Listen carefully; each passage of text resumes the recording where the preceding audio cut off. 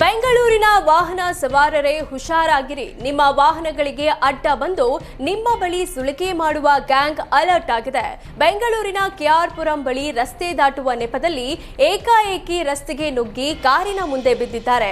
ಈ ವೇಳೆ ಚಾಲಕ ಕಾರು ನಿಲ್ಲಿಸುತ್ತಿದ್ದಂತೆ ಕಾರಿನಲ್ಲಿದ್ದವರಿಗೆ ತಪ್ಪು ಎಂಬಂತೆ ಗಲಾಟೆ ಮಾಡಿದ್ದಾರೆ. ಬಳಿಕ ಕಾರಿನ ಚಾಲಕನ ಬಳಿ ಹಣ ಸುಲಿಗೆ ಮಾಡಲು ಯತ್ನಿಸಿದ್ದಾರೆ. ಆದರೆ ಕಾರಿನ ಚಾಲಕ ಡ್ಯಾಶ್ ಕ್ಯಾಮೆರಾದಲ್ಲಿ ಸಂಪೂರ್ಣ ಘಟನೆ ಸರಿಯಾಗಿದೆ ಎನ್ನುತ್ತಿದ್ದಂತೆ ಸುಲಿಗೆಕೋರರು ಹಿಂದೇಟು ಹಾಕಿದ್ದಾರೆ. ಬಳಿಕ ಕಾರಿಗೆ ದಾರಿ ಮಾಡಿಕೊಟ್ಟಿದ್ದಾರೆ. ಕಾರು ಮಾಲೀಕ ಈ ವಿಡಿಯೋವನ್ನ ಟ್ವಿಟರ್ನಲ್ಲಿ ಪೋಸ್ಟ್ ಮಾಡಿ ಬೆಂಗಳೂರು ಪೊಲೀಸರಿಗೆ ಟ್ಯಾಗ್ ಮಾಡಿ ಕ್ರಮಕ್ಕೆ ಆಗ್ರಹಿಸಿದ್ದಾರೆ.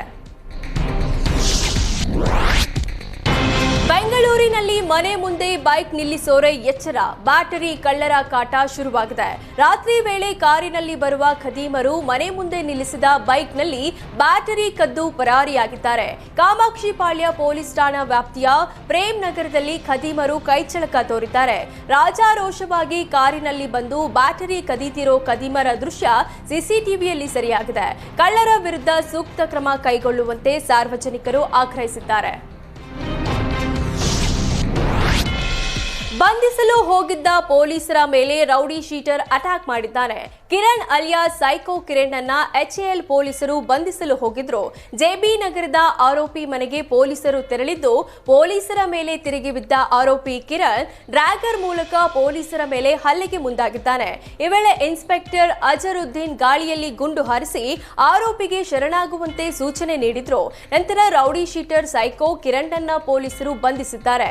ಘಟನೆಯಲ್ಲಿ 4 ಸಿಬ್ಬಂದಿ ಗಾಯಗೊಂಡಿದ್ದು ಚಂದ್ರಕಾಂತ್, ರೈಮನ್, ವಿಟ್ರುಲ್ ಮಾದರ್ ಹಾಗೂ ಸುನೀಲ್ ಗಾಯಗೊಂಡಿದ್ದಾರೆ.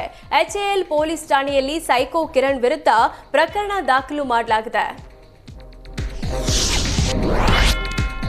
ಧಾರವಾಡದ ಜಿಲ್ಲಾ ನ್ಯಾಯಾಲಯದಲ್ಲಿರುವ ಸಿಬಿಐ ಕೋರ್ಟ್ಗೆ ಹುಸಿ ಬಾಂಬ್ ಕರೆ ಬಂದಿದೆ. ವಿದೇಶಿ ಸ್ಥಳೀಯ ರಿಜಿಸ್ಟ್ರೇಷನ್ ಆಫೀಸ್ನಿಂದ ಜಿಲ್ಲಾ ನ್ಯಾಯಾಲಯಕ್ಕೆ ಮೇಲ್ ಮೂಲಕ ಬೆದರಿಕೆ ಸಂದೇಶ ಕಳುಹಿಸಲಾಗಿತ್ತು. ನ್ಯಾಯಾಲಯದಿಂದ ಪೊಲೀಸರಿಗೆ ಮಾಹಿತಿ ನೀಡಿದ್ದು ಮೇಲ್ ಆಧಾರದ ಮೇಲೆ ಕೋರ್ಟ್ ಹಾಲ್ ಹಾಗೂ ಬಾಂಬ್ ನಿಷ್ಕ್ರಿಯ ದಳ ಶ್ವಾನದಳ ತಪಾಸಣೆ ನಡೆಸಿದೆ. ಸದ್ಯ ಕೋರ್ಟ್ ಹಾಲ್ನಲ್ಲಿ ಯಾವುದೇ ವಸ್ತು ಸಿಗದೆ ಪೊಲೀಸರು ವಾಪಸ್ಸಾಗಿದ್ದಾರೆ. ಸುಳ್ಳು ಬಾಂಬ್ ಬೆದರಿಕೆ ಇರಬಹುದು ಅಂತ ಪೊಲೀಸರು ಮಾಹಿತಿ ನೀಡಿದ್ದಾರೆ. ಇದು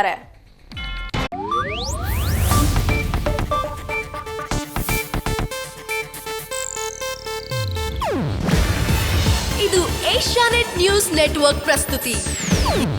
ನೀವು ನೋಡ್ತಿದ್ದೀರಾ ಏಷ್ಯಾನೆಟ್ ಸುವರ್ಣ ನ್ಯೂಸ್.